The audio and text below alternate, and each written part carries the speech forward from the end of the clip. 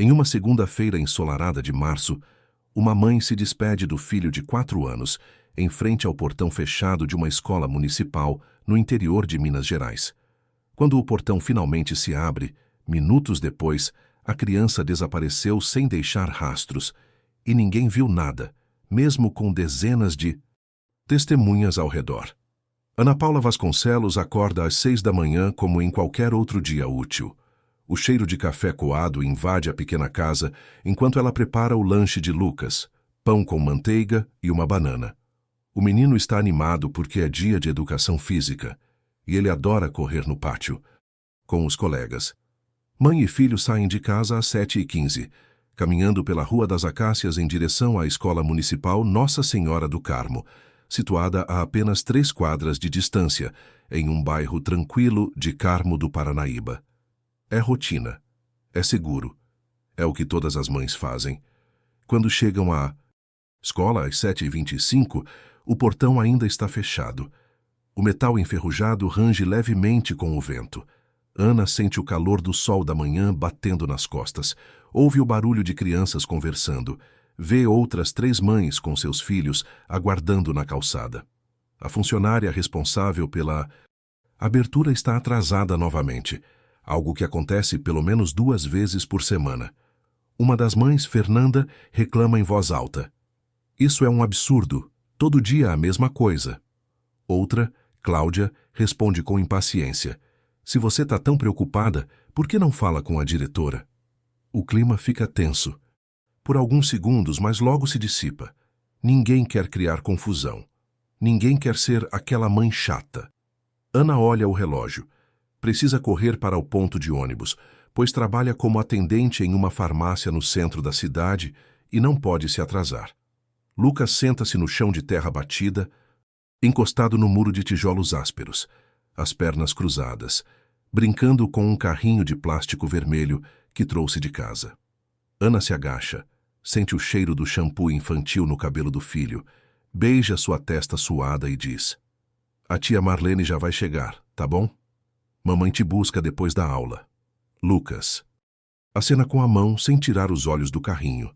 Ana se levanta, ajusta a bolsa no ombro e sai apressada pela mesma rua, pisando forte na calçada irregular. São 7h28 da manhã. Ana some na esquina. Lucas continua sentado, cercado de outras crianças e mães. O som de pássaros nos fios de luz, o cheiro de pão saindo de uma padaria próxima. Um carro branco passa devagar pela rua. Algumas testemunhas depois dirão que era um Gol, outras um Palio, mas ninguém anota a placa. O motorista usa boné azul. Ele reduz ainda mais a velocidade em frente à escola, como se procurasse algo, e depois segue em frente. 2 mães conversam sobre a reunião de pais marcada para a próxima semana. Uma criança chora porque esqueceu a garrafa de água em casa. Tudo parece absolutamente normal. Às 7h32, a funcionária Dona Marlene chega ofegante, chaves tilintando na mão, pedindo desculpas pelo atraso. Ela enfia a chave no cadeado enferrujado, força a abertura, o metal range alto, e empurra as 2 folhas pesadas de ferro para dentro com um rangido que ecoa pela rua. O som do portão se abrindo é familiar, seguro. Ela faz o gesto automático de chamar as crianças para entrarem. As mães começam a se despedir dos filhos. Pegam mochilas do chão, puxam o uniforme para o lugar. Há um pequeno tumulho de corpos, vozes, movimentos. É nesse intervalo de cerca de 60 segundos que todas as atenções estão voltadas para dentro da escola, não para a rua. Ninguém olha para trás, alguém grita: "Cadê o Lucas?" Dona Marlene para, olha para o chão onde o menino estava sentado. Vê apenas a marca de terra amassada e o carrinho vermelho caído de lado. Ela olha para os lados, vê rostos de crianças, mas não o de Lucas. Pânico. Quem viu o Lucas? Alguém viu o menino de camiseta azul? As mães olham umas para as outras. Fernanda diz que viu Lucas sentado ali há menos de 5 minutos. Cláudia afirma que ele estava brincando sozinho, porque o amigo dele faltou. Ninguém viu o menino sair. Ninguém viu ninguém pegá-lo. Ninguém viu nada. Dona Marlene agarra o carrinho do chão e corre até a esquina. gritando o nome de Lucas. Suas mãos tremem. As outras mães se espalham pelas ruas próximas, batendo em portões, perguntando para vizinhos que saem de casa assustados, entrando em mercadinhos. Alguém consegue o número do celular de Ana Paula e liga. Ela atende, ainda sem entender. Seu filho. Sumiu, Ana. O Lucas sumiu. A frase cai como uma pedra. Ana para no meio da calçada, sente as pernas fraquejarem, larga a bolsa no chão e corre de volta para a escola, gritando o nome do filho a cada passo, os pulmões ardendo, a visão embaçada. Quando chega, a cena é de caos absoluto. Crianças. Chorando, mães desesperadas, a diretora já ligando para a polícia e o portão escancarado como uma ferida aberta no coração do bairro. O investigador Rodrigo Mendonça, da Delegacia de Carmo do Paranaíba, chega ao local às 8h15. Ele tem 42 anos, 17 de Polícia Civil e uma carreira marcada por casos resolvidos de forma burocrática, sem grande destaque. 3 anos atrás, ele esteve perto de resolver o desaparecimento de uma adolescente. Mas o caso foi transferido para outra jurisdição no último minuto e ele perdeu o crédito. Desde então, carrega a frustração de nunca ter tido seu caso. Quando desce da viatura e vê Ana Paula aos prantos, cercada de vizinhos, algo dentro dele se acende. Não é mais um boletim de ocorrência. É uma criança. É uma mãe. É um portão que deveria significar segurança, mas se transformou em ponto cego. Rodrigo começa a fazer as perguntas de praxe, mas percebe que ninguém tem respostas consistentes. Ele pede que isolem a área, que não mexam em nada, e sai caminhando pelo perímetro da escola, tocando o muro, olhando para o chão, farejando como um cão de caça. Não há câmeras de segurança, não há registros, não há provas. Ele volta ao portão, pega o carrinho vermelho que Dona Marlene deixou no chão, observa o brinquedo com atenção. Será que Lucas o soltou porque foi pego de surpresa? Ou alguém o pegou com cuidado e o menino largou o brinquedo na confusão? Rodrigo coloca o carrinho em um saco de evidências. É a única pista física que tem. Se um menino desaparece diante de dezenas de olhos em menos de 5 minutos, numa manhã comum de segunda-feira, a pergunta que fica não é para onde ele foi, mas sim quem escolheu fingir que não viu.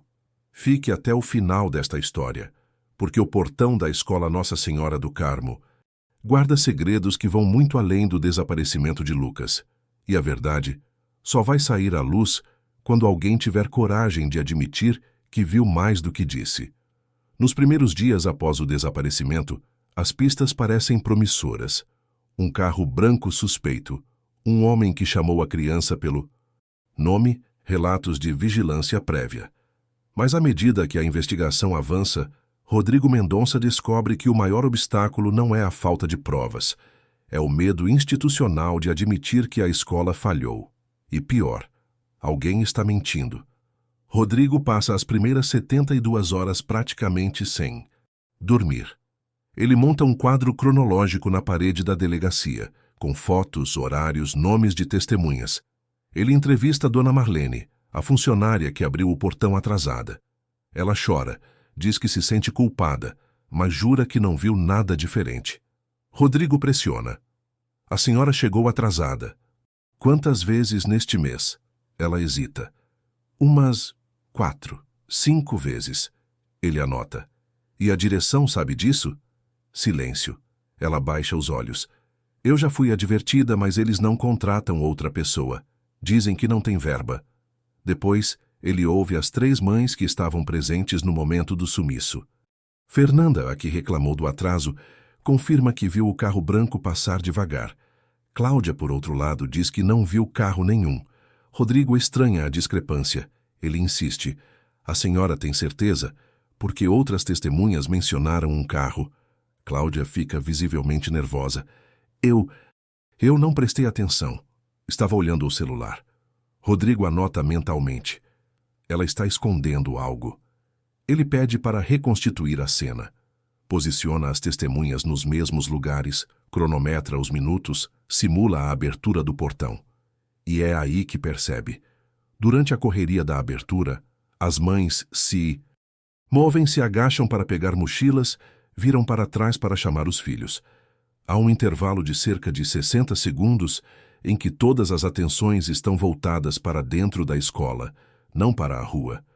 Uma janela perfeita para agir. Na quarta-feira seguinte ao desaparecimento, Rodrigo recebe uma ligação anônima. Uma voz feminina, trêmula, diz que viu um carro branco parado em frente à escola na semana anterior ao sumiço por 3 manhãs seguidas, sempre entre 7h15 e 7h30. O motorista era um homem de boné, aparentemente observando as crianças. A mulher desliga antes de se identificar. Rodrigo rastreia o número. É de um orelhão público a 2 quadras da escola. Ele sai pela vizinhança pedindo para revisar imagens de câmeras particulares, mas a maioria das casas não tem sistema de segurança e as poucas que têm já apagaram as gravações antigas. No entanto, uma pista concreta surge quando a tia de Lucas, em entrevista emocional, menciona que o menino comentou dias antes que um tio legal o chamou pelo nome na saída da escola e perguntou se ele gostava de sorvete. A criança achou normal, porque imaginava que fosse conhecido da família. Ana Paula não lembra de Lucas ter contado isso a ela. Rodrigo sente o estômago revirar. O autor do desaparecimento conhecia o nome da criança, conhecia a rotina, sabia que o portão abria com atraso. Não foi oportunismo, foi planejamento. Rodrigo decide investigar o histórico da escola.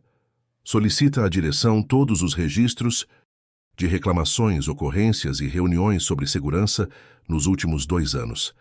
A diretora Marta Ribeiro, nervosa, diz que não há nada documentado formalmente. Rodrigo insiste, eleva o tom.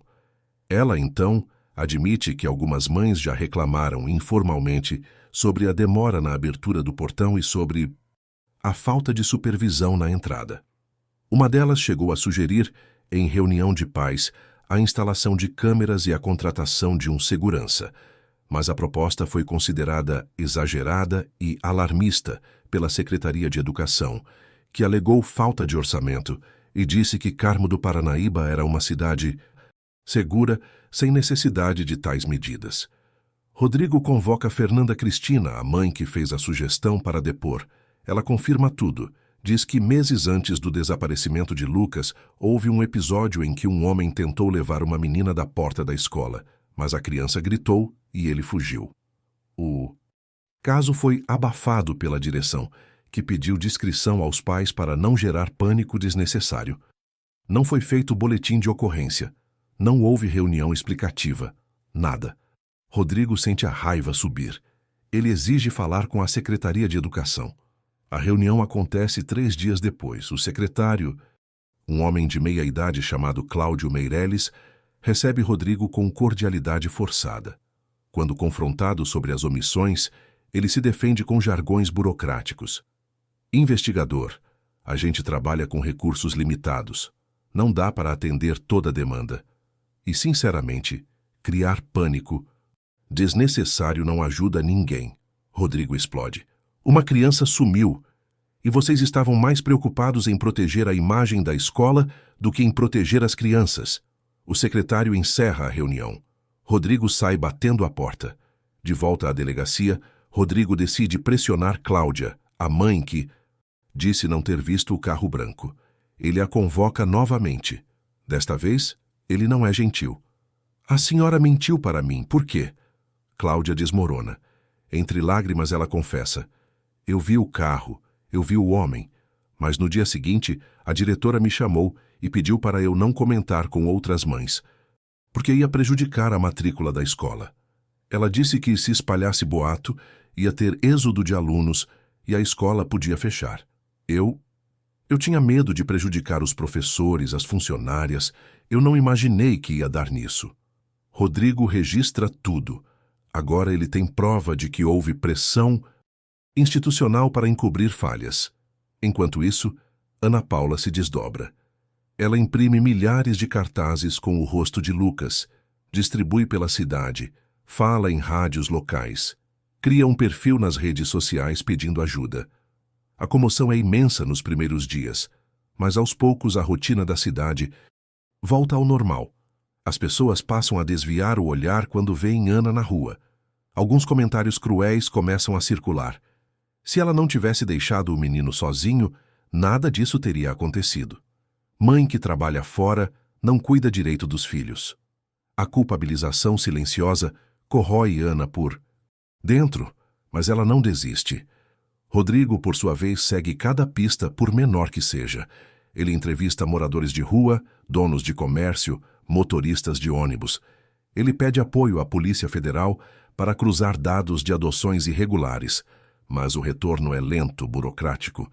Ele levanta a hipótese de rede de tráfico de crianças, mas seus superiores acham a teoria forçada e sensacionalista. Ele se sente sozinho. 2 meses após o desaparecimento, Rodrigo apresenta um relatório detalhado ao delegado titular, com linha do tempo, lista de testemunhas, hipóteses e recomendações de investigação. Ele pede autorização para expandir a busca para outras cidades, para fazer um pente fino em abrigos e registros de adoção na região. O delegado lê o relatório, suspira e diz: Rodrigo, você fez o que podia, mas sem corpo, sem testemunha ocular, sem imagens, esse caso vai esfriar. É a realidade. Rodrigo sai da sala com o relatório embaixo do braço e a sensação amarga de que o sistema já desistiu de Lucas. Ele guarda o carrinho vermelho em um envelope lacrado, como se guardasse a última prova de que aquele menino existiu. Enquanto o inquérito se enchia de páginas e carimbos, alguém em Carmo, do Paranaíba, guardava uma informação que poderia ter mudado tudo, mas escolheu o silêncio por medo, vergonha ou cumplicidade. Fique até o próximo bloco, porque você está prestes a descobrir que, quando um caso de criança desaparecida esfria rápido demais, não é por falta de pistas. É porque alguém lucra com o esquecimento. 2 anos depois do desaparecimento, o caso de Lucas é oficialmente arquivado. A pasta vai para uma prateleira empoeirada, identificada apenas por um número frio. Ana Paula, agora chamada de a mãe do portão, continua visitando diariamente o local onde viu o filho pela última vez. Este é o momento de maior desespero, quando o Estado desiste, quando a sociedade esquece e quando até a esperança parece um luxo impossível. 24 meses, 730 dias. O tempo é cruel com quem espera. O caso de Lucas Vasconcelos, antes manchete em jornais locais e assunto de conversas em padarias, agora é apenas mais um entre dezenas de inquéritos inconclusivos que entulham a delegacia de Carmo do Paranaíba. O novo delegado, transferido de outra comarca, lê o processo com olhar técnico, distante. Ele chama Rodrigo para uma conversa e diz sem rodeios: não, há elementos suficientes para prosseguimento. Vou pedir o arquivamento. Rodrigo tenta argumentar, fala das pistas não exploradas, dos cruzamentos de dados que nunca foram feitos, da possibilidade de a criança estar viva em outro estado. O delegado ouve tudo com paciência burocrática e responde: você fez mais do que devia, mas recursos são limitados e temos casos ativos que precisam de atenção. Sinto muito. O pedido de arquivamento é aceito pelo Ministério Público. A juíza assina o despacho. A pasta de Lucas, com fotos, depoimentos, mapas e hipóteses, é retirada da mesa de Rodrigo e levada para o arquivo morto, onde se junta a outras centenas de casos sem solução. Um carimbo vermelho com a palavra arquivado é estampado na capa. Lucas deixa de ser uma criança desaparecida para se tornar um número de protocolo esquecido. Rodrigo não aceita. Ele tira cópias de todos os documentos, guarda em uma pasta pessoal em casa junto com um envelope contendo o carrinho vermelho e passa noites em claro revisando cada detalhe, procurando o que pode ter deixado passar. Sua esposa, Carla, tenta convencê-lo a desistir. Uma noite ela explode: você está se matando por um caso que já acabou. Olha para mim, olha para os seus filhos. A gente precisa de você aqui. Rodrigo olha para ela com olhos vazios e responde: eu falhei com aquele menino. Eu não posso falhar de novo. Carla chora. Eles mal se falam depois disso. Rodrigo começa a beber mais, a dormir menos, a se isolar dos colegas. 6 meses depois do arquivamento, ele é transferido para outra cidade, oficialmente para oxigenar a equipe. Extraoficialmente, porque está sendo visto como obcecado e improdutivo. Ele aceita a transferência em silêncio, leva a pasta de Lucas na mudança e promete a si mesmo que um dia vai voltar ao caso. Ana Paula, por sua vez, enfrenta um inferno diferente. Ela perdeu o emprego na farmácia porque as ausências constantes para acompanhar a investigação se tornaram insustentáveis. Ela vive de bicos, de ajuda de familiares, de doações esporádicas de vizinhos solidários. Mas o pior não é a pobreza material, é a solidão emocional. As mães da escola que nos primeiros dias choraram com ela e juraram apoio eterno, agora a evitam. Algumas mudaram os filhos de instituição. Outras simplesmente não sabem o que dizer e preferem o silêncio constrangido. Pior ainda é o desgaste dentro da própria família. A mãe de Ana, Dona Lourdes, sugere em uma conversa tensa: "Filha, você precisa seguir em frente. O Mateus precisa de você. Você tem outro filho." Ana explode. Seguir em frente? Como? Como é que eu enterro uma criança que não tem túmulo? Como é que eu choro uma morte que não aconteceu? Dona Lourdes tenta abraçá-la, mas Ana se afasta. "Vocês querem que eu esqueça o Lucas. Vocês querem que eu finja que ele nunca existiu, mas eu não consigo." A família se fragmenta. As visitas diminuem. Ana fica cada vez mais sozinha. Ela desenvolve uma rotina que as pessoas chamam de obsessão, mas que para ela é a única forma de continuar respirando. Todos os dias, sem exceção, Ana vai até o portão da escola municipal Nossa Senhora do Carmo às 7h25 da manhã, o mesmo horário em que deixou Lucas pela última vez. Ela fica ali parada, de pé, observando as crianças entrarem, as mães se despedirem, a vida seguir. A visão do portão agora traz sensações físicas: náusea, vertigem, aperto no peito. O rangido do metal ao abrir é como unha arranhando sua alma. Mas ela não consegue parar. É como se, ao deixar de ir, ela estivesse desistindo definitivamente do filho. As funcionárias da escola já se acostumaram com a presença dela e fingem que não a veem. As novas mães que não sabem da história perguntam quem é aquela mulher estranha que fica no portão todos os dias e recebem a resposta em voz baixa: "É a mãe do menino que sumiu, coitada, enlouqueceu. Ana tornou um lembrete vivo de que coisas ruins acontecem, de que a segurança é uma ilusão, de que qualquer mãe pode perder um filho de uma hora para outra. E ninguém quer conviver com esse lembrete." Ana também retira o filho mais velho, Mateus, da escola. Ela não suporta mais a ideia de deixá-lo ali, no mesmo lugar onde perdeu Lucas. Mateus, agora com 10 anos, sofre calado. Ele perdeu o irmão, viu a mãe desmoronar e ainda carrega o estigma de ser o irmão do desaparecido. Na nova escola, ele mente, diz que é filho único, inventa que a mãe trabalha em outra cidade. Qualquer coisa para escapar dos olhares de pena. Uma noite ele pergunta à mãe: "Você ainda lembra de mim ou só lembra do Lucas?" Ana congela. Pela primeira vez, ela percebe que está perdendo os 2 filhos. A vida de Ana se resume a isso: trabalhar o mínimo necessário para sobreviver, ir ao portão todas as manhãs, voltar para casa, revisar obsessivamente as poucas fotos que tem de Lucas, dormir pouco e mal, acordar e repetir. Ela não tem mais lágrimas, não tem mais gritos, apenas um vazio imenso e a sensação de que o mundo seguiu em frente e a esqueceu. Quando alguém eventualmente pergunta se ela ainda tem esperança de encontrar o filho, Ana responde com uma sinceridade dolorosa: "Esperança de quê? De encontrar ele vivo? De encontrar o corpo? De descobrir quem levou? Eu não sei mais o que é esperança.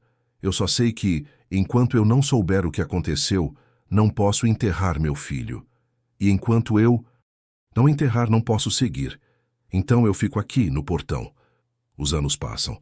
O caso deixa de ser comentado. A cidade apaga a memória de Lucas como quem apaga uma mancha incômoda.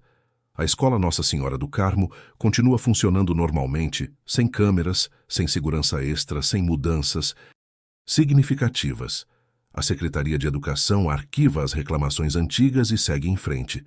Rodrigo, na nova cidade, tenta recomeçar a carreira, mas carrega a frustração como uma sombra. E Ana, a mãe do portão, se torna uma figura folclórica, meio fantasma, meio aviso. Se você tivesse que escolher, se é entre aceitar que seu filho desapareceu para sempre ou passar o resto da vida voltando ao lugar onde o viu pela última vez, o que você faria? Ana escolheu o portão. Todos desistiram dela. O Estado arquivou o caso. A cidade fingiu esquecer. Mas o que ninguém esperava é que 8 anos depois um dado, esquecido em um arquivo digital, ia reabrir tudo e colocar a cidade inteira diante de uma verdade que preferiam não encarar. Fique até o próximo bloco, porque a história de Lucas está longe de terminar. 8 anos depois do arquivamento, uma jovem delegada assume a delegacia de Carmo do Paranaíba, com a missão de revisar casos antigos. Em meio a centenas de fichas digitalizadas, um cruzamento de dados aparentemente banal conecta o desaparecimento de Lucas a um menino de 12 anos, a 400 quilômetros dali, que chora sempre que vê portões de escola.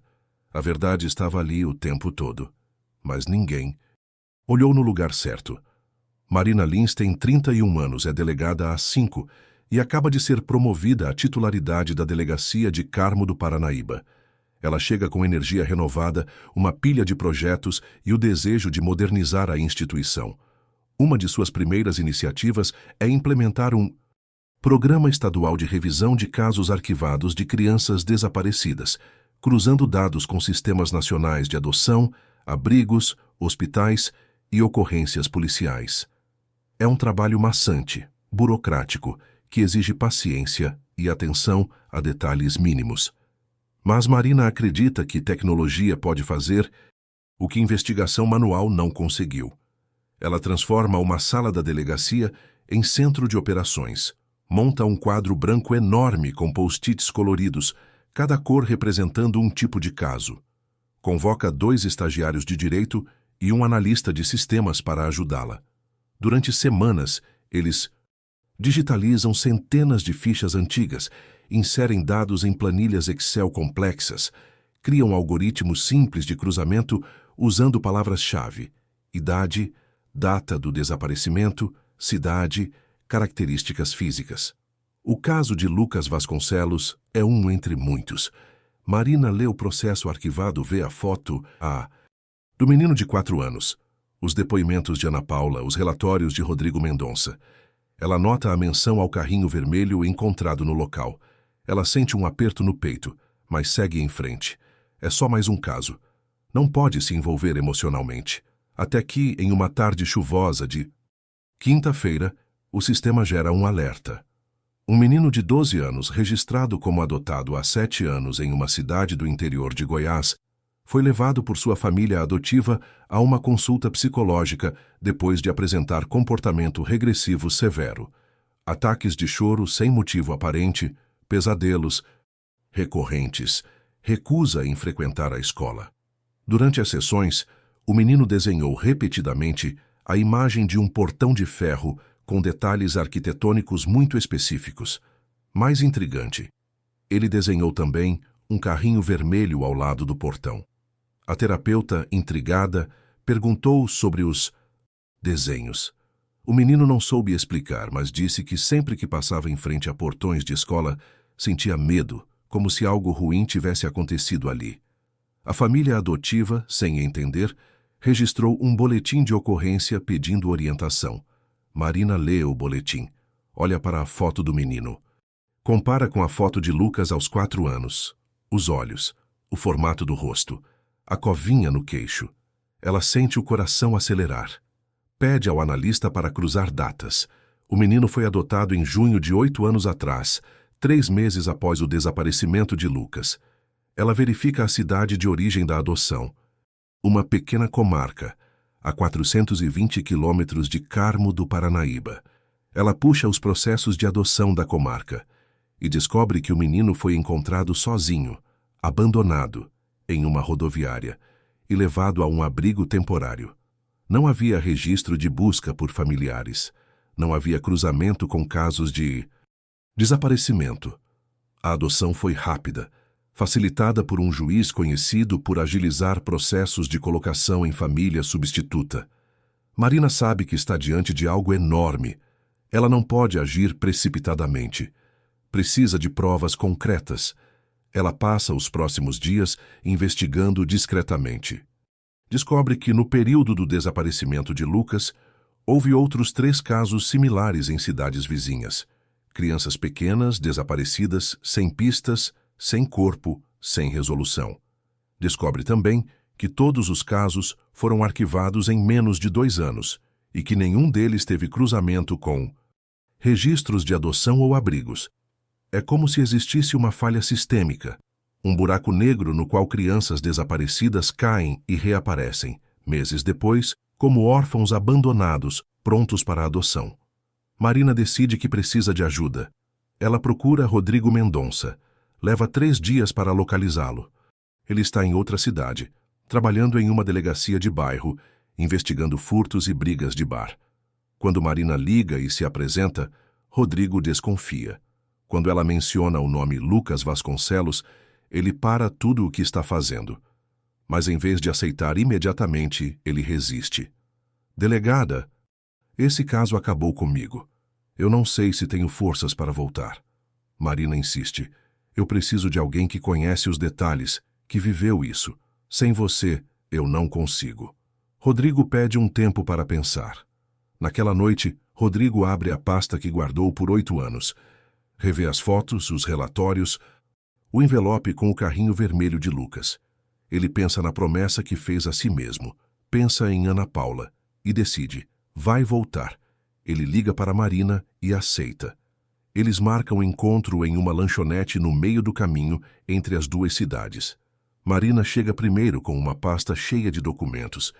Rodrigo entra mais velho, mais cansado, com olheiras fundas e cabelos grisalhos que não tinha 8 anos atrás. Eles se cumprimentam formalmente. Marina abre a pasta e começa a mostrar tudo. O cruzamento de dados, a foto do menino de 12 anos, os desenhos do portão e do carrinho, as datas das adoções, as falhas nos processos. Rodrigo ouve em silêncio. Suas mãos tremem quando ele vê o desenho do carrinho. Ele pega a foto do menino, aproxima dos olhos e sussurra. Ele está vivo. Marina confirma. Pode ser, mas preciso de você para confirmar. Rodrigo aceita formalmente. Ele pede exoneração do cargo atual. Volta para Carmo do Paranaíba e se junta a Marina como investigador voluntário. Juntos, eles montam um plano: solicitar exame de DNA comparativo, investigar a rede de intermediação de adoções na região, ouvir novamente testemunhas antigas. Mas precisam de autorização judicial. E precisam, acima de tudo, de Ana Paula. Marina e Rodrigo vão até a casa de Ana. Ela abre a porta desconfiada, mais magra, mais envelhecida. Quando vê Rodrigo, seu rosto se transforma. Ela o convida para entrar. A casa é simples, limpa, cheia de fotos de Lucas nas paredes. Marina explica, com cuidado, o que descobriram.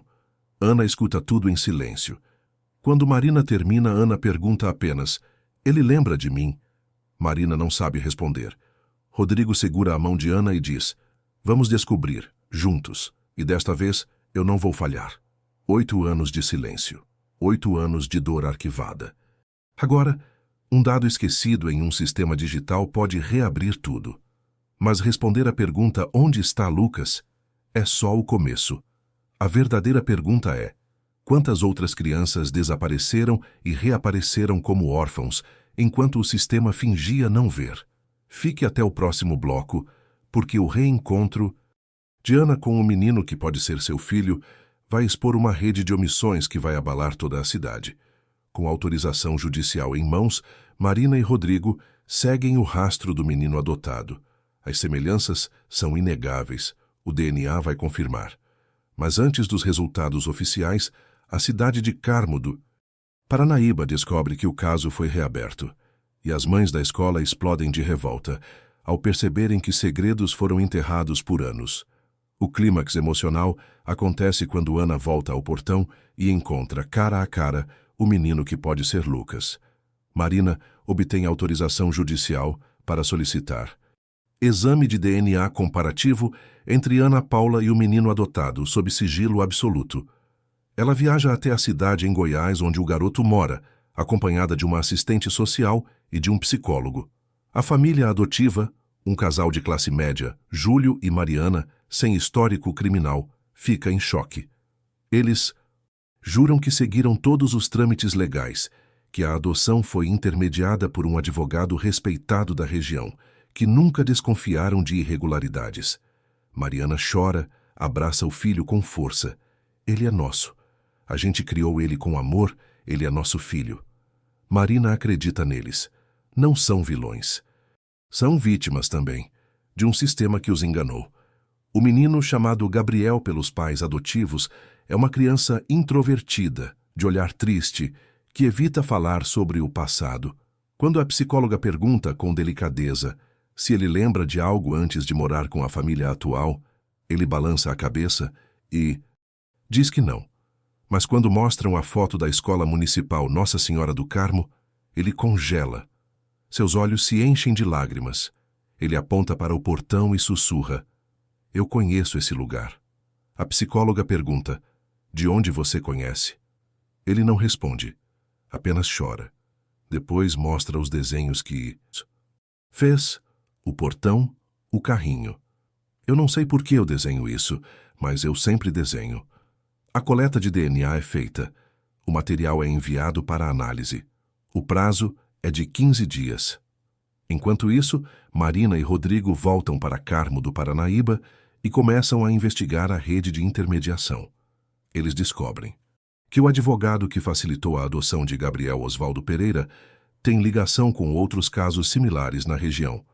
Descobrem também que ele mantinha contato frequente com funcionários de abrigos e com um juiz aposentado, Dr. Armando Tavares, que era conhecido por acelerar processos de destituição de poder familiar e adoção, alegando interesse superior da criança. O juiz está aposentado. O advogado morreu há 3 anos, mas os rastros estão lá, enterrados em processos antigos, em conversas não gravadas, em propinas não documentadas. Era uma rede que funcionava às sombras, enquanto Marina e Rodrigo aprofundam a investigação. A notícia de que o caso de Lucas foi reaberto vaza. Começa discreta, em grupos de WhatsApp de mães da escola. Depois, explode nas redes sociais. Em 2 dias, toda a cidade está comentando. As mães que estavam presentes no dia do desaparecimento se mobilizam. Elas exigem uma reunião na escola.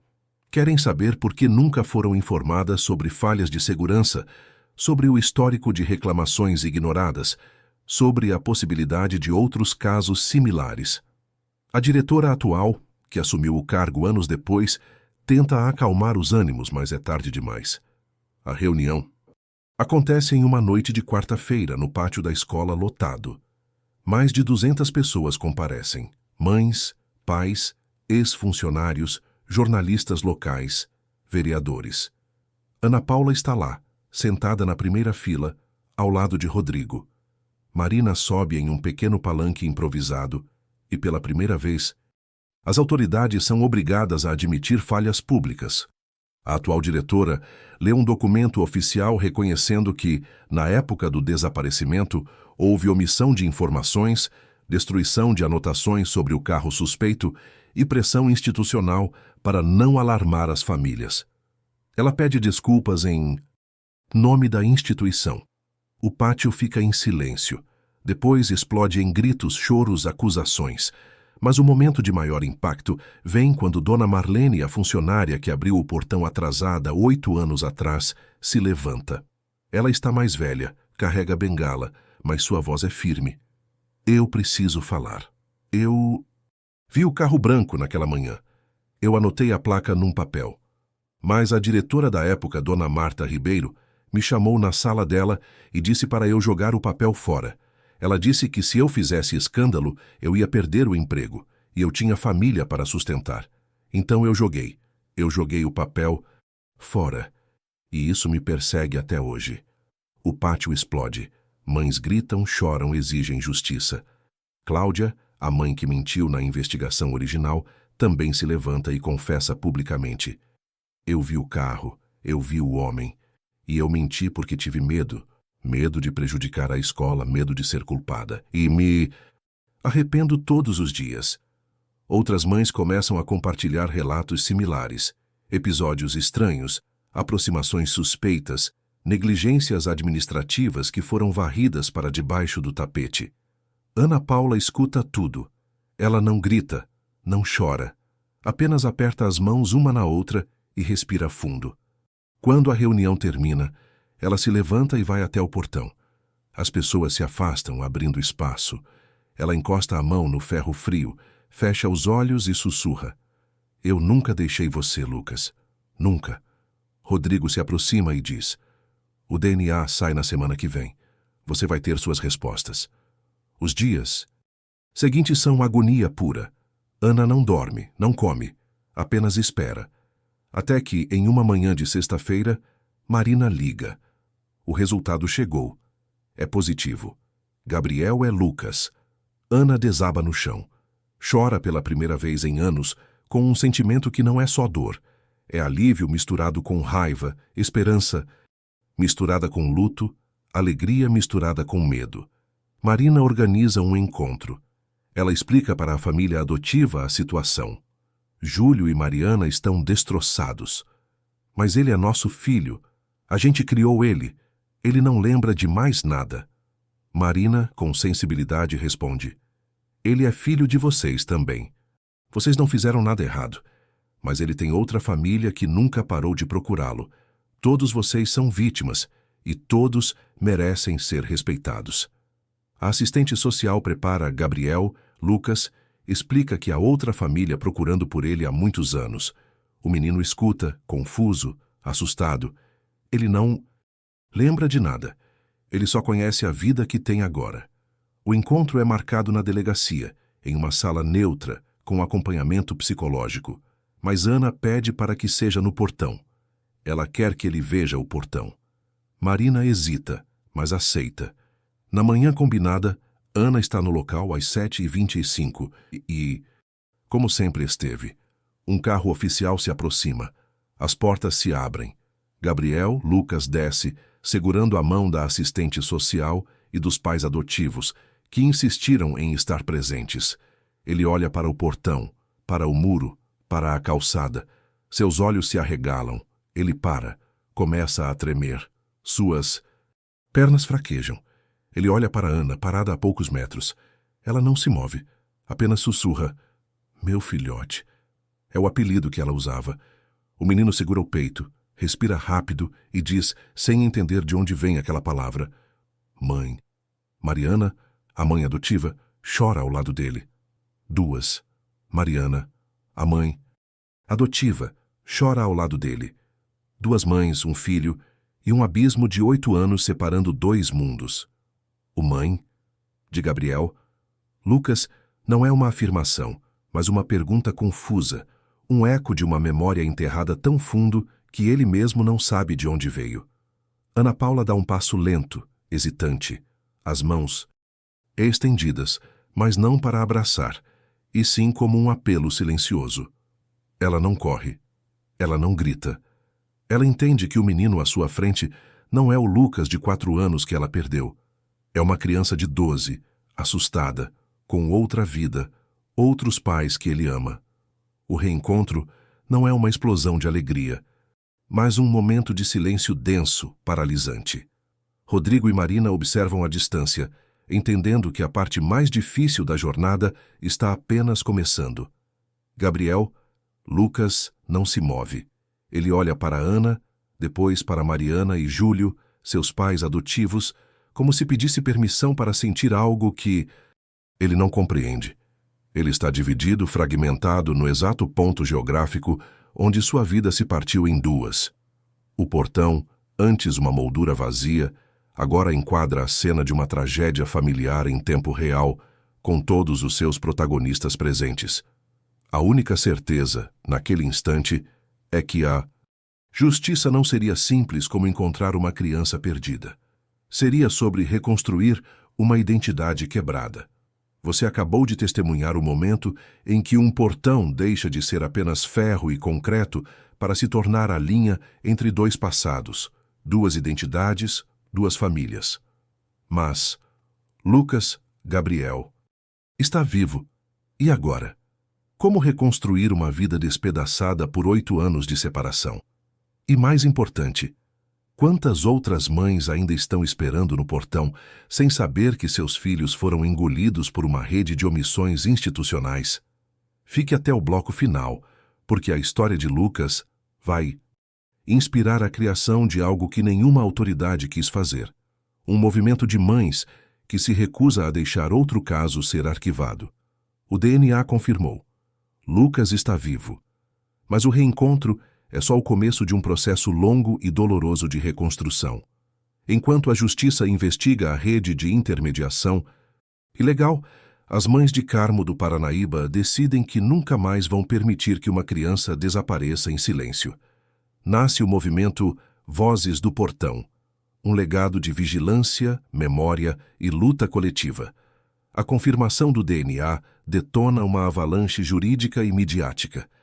A Polícia Federal assume o caso e a placa do carro branco, fornecida por Dona Marlene, leva à identificação do sequestrador, um homem já falecido, que trabalhava como agente para o advogado Osvaldo Pereira.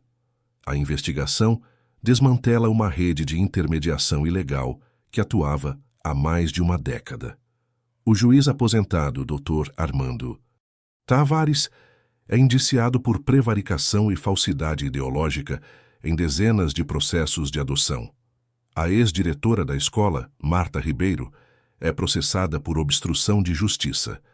Pela primeira vez, a engrenagem da impunidade que funcionava nas sombras é exposta à luz. A justiça, embora tardia, começa a ser feita, não só para Lucas, mas para as outras 7 crianças, cujos casos são reabertos a partir da investigação. Enquanto os tribunais trabalham, a batalha mais complexa acontece nos lares e nos consultórios de psicologia. Lucas Gabriel passa por um doloroso processo de reintegração. A justiça determina um regime de guarda compartilhada afetiva, permitindo que ele conviva com as 2 famílias. Durante a semana, ele mora com Júlio e Mariana, seus pais adotivos. Nos fins de semana, ele visita Ana Paula e seu irmão, Mateus. As primeiras visitas são tensas, silenciosas.